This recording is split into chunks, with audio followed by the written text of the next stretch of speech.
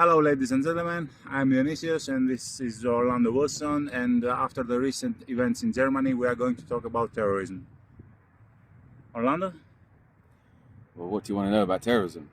Well, from what I have read, a guy, that supposedly was some kind of descendant of royalty, prince or whatever, and 25 of his people were going to take over Germany, throw out the government, or something like that. You know, this is one thing with, and we've said this before, it doesn't take many crazy people, if you want to call them crazy, or people with a cause to cause a lot of problems. I think Europe has been very, very lucky. It was very lucky when they had the issue with the Islamic extremists. There were several attacks that done a lot of damage, but there could have been a lot more organized attacks. And this is where it doesn't take much training. It doesn't take much in armament for people to do a lot of damage.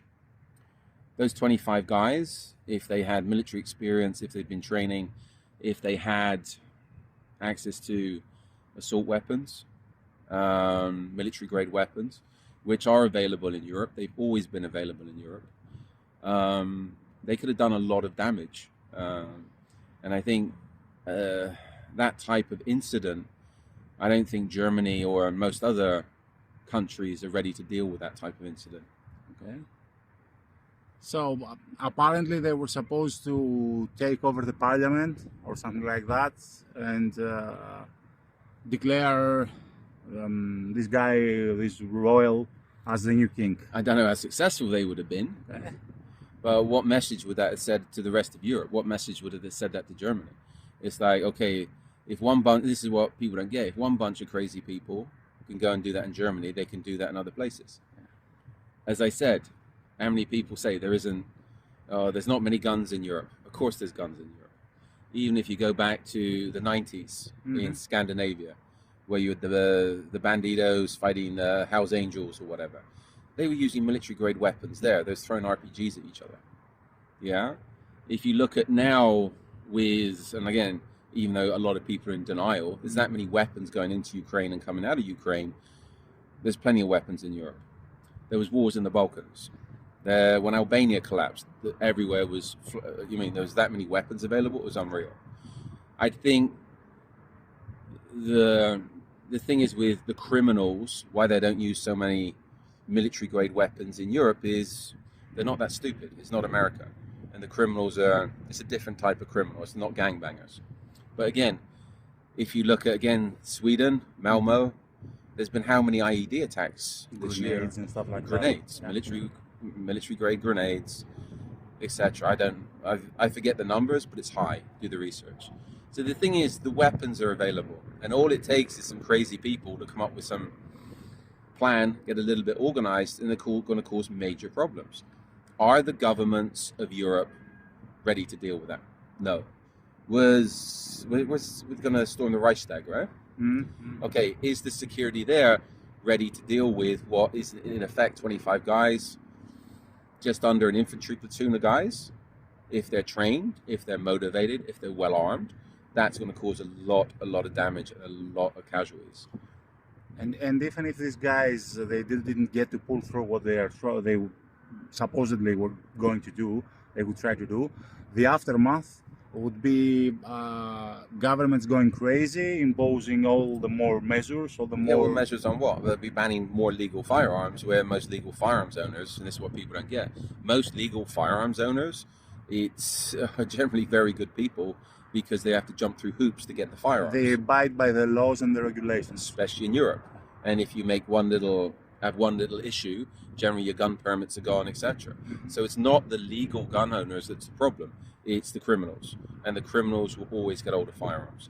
I commented on somebody on social media recently was on about 3D printed guns. To me, that's BS. Yeah, if a terrorist wants weapons quickly, it's far easier to find a machine shop and start milling the guns. Okay. It's easy. There's how many designs online. Go to what's the books that are there? I'm not too keen on them. Paladin Press. Paladin Press, yes. They got how much stuff on there and how to make guns, how to make explosives, how to do this stuff. The information's out there. The issue is with 3D printed guns, it's not the guns, it's finding the ammunition. A gun is easy to make, finding ammunition and the components, luckily, is difficult, especially these days. So this is the thing, the bad guys will always find weapons. And if that attack, it didn't have to be successful. If that attack happened in Germany, there's going to be how many other copycat crazy groups coming out and saying, okay, they've done it, we can do it. And that's going to lead to more issues. Like you like to say, crazy days? Mate, well, it is crazy days. And especially where you got, again, everybody's going to blame this group as being extreme right. But you've also got extreme left. Mm-hmm. We can blame Islamic extremists. I'm sure there's plenty of Christian extremists. They've just not yet to come out the closet, literally. But again, it only takes one of these incidents to happen. It doesn't have to be successful, and even then the copycats will come out. In some ways, are you seeing the established order beginning to crumble? Even though it's a conspiracy theory, I think there's a lot of conspiracy theories coming true, and you just see the information that's out there on social media without talking to people. People are not happy with the way things are going. I think the established order is beginning to crumble, and I think if governments start to, my perspective, start to clamp down and put more rules on people and more lockdowns, etc., more restrictions, it's going to lead to even more problems. The more they clench the fist, the more people kick back. And again, it's crazy to think it was crazy these days to think we're in another Cold War when all that was done 30 years ago. But we're back to Cold War times with Russia, when everybody should be, in my opinion, everybody should be thinking business, not thinking another Cold War, which is, to me, stupid, completely stupid. Well, I think this is going to be another topic for another time. Thank you very much, Mr. Wilson. Guys, ladies and gentlemen, if you like what you saw, you can always subscribe, and if you want specific answers to specific questions, you could use the comment section below. Thank you very much.